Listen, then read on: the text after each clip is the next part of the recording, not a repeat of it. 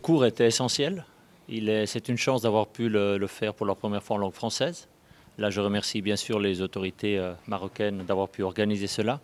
Et je pense que le partage également avec la réalité africaine, avec la responsabilité des pays africains, est un élément clé pour assurer la promotion de la paix dans le futur compartiment de terrain.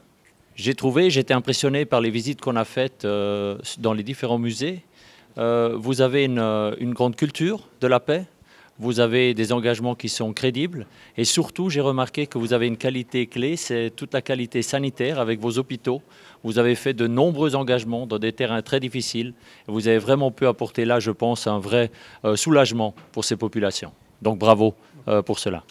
Justement pour l'apport en matière de préservation de la paix. Il est capital, mais je pourrais dire ça de chaque pays qui contribue, bien évidemment, parce que, vous le savez, il y a des grands pays, des grandes puissances qui ne sont pas si volontaires pour s'engager dans la paix. Et la paix, c'est une responsabilité commune. Donc je pense que chaque pays, qu'il soit grand, petit, qu'il soit fort ou qu'il soit peut-être moins bien équipé, a sa responsabilité. Et là, je salue bien sûr vos autorités et l'Armée royale du Maroc pour ce que vous faites et ce que vous avez fait. Bien entendu, ce qu'on pourrait s'attendre, et ça serait vraiment une réussite à moyen terme, long terme, c'est que l'Afrique par l'Afrique et pour l'Afrique, c'est-à-dire que les pays africains prennent cette responsabilité, comme vous l'avez fait au travers de l'Union africaine, et que vous réussissiez à mobiliser suffisamment de forces pour pouvoir gérer ces problématiques, principalement avec des forces africaines qui connaissent le terrain, qui connaissent sa culture, et qui peuvent bien évidemment s'engager de manière beaucoup plus crédible. Ce programme des Nations Unies s'inscrit dans ces efforts pour mettre à la disposition des pays contributeurs en troupes et en unités de police tous les outils nécessaires pour réussir dans leur mission de maintien de la paix. Cette session est la première en français, après une série de sessions en langue anglaise, et celle-là, elle est orientée vers les pays francophones et a vu la participation des pays africains et de l'Europe.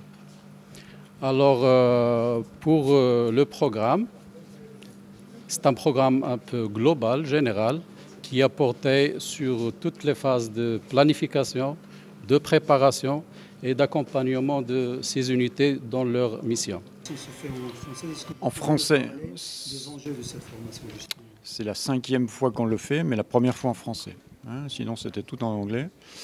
Les enjeux, c'est d'apporter directement les informations techniques nécessaires au personnel qui effectue eux-mêmes l'organisation, la planification des déploiements d'unités de maintien de la paix.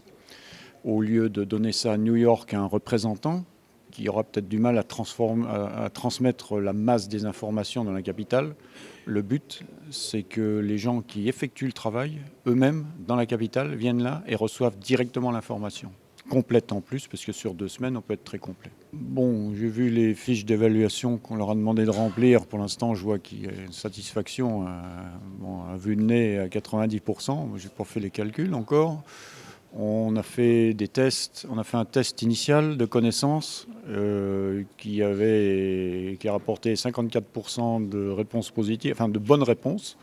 On a fait un test final avec les mêmes questions, on en est à 85%. Donc on peut penser que leurs connaissances ont progressé.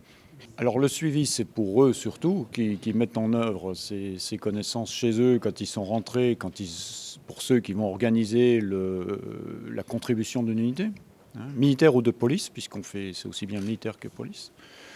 Et puis le suivi, s'ils ont besoin d'un suivi, ils ont le contact avec les experts des Nations Unies qui étaient là, avec moi aussi éventuellement, donc ils peuvent très bien revenir et demander à expliquer un point, Ils peuvent aussi demander des services particuliers, maintenant ils sont au courant qu'ils existent, notamment en termes de formation, en termes d'aide à l'organisation de l'unité. Donc ils savent, en plus de tout ce qu'ils connaissent, ils savent où s'adresser pour effectivement qu'on les aide à mettre sur pied un projet. Voilà.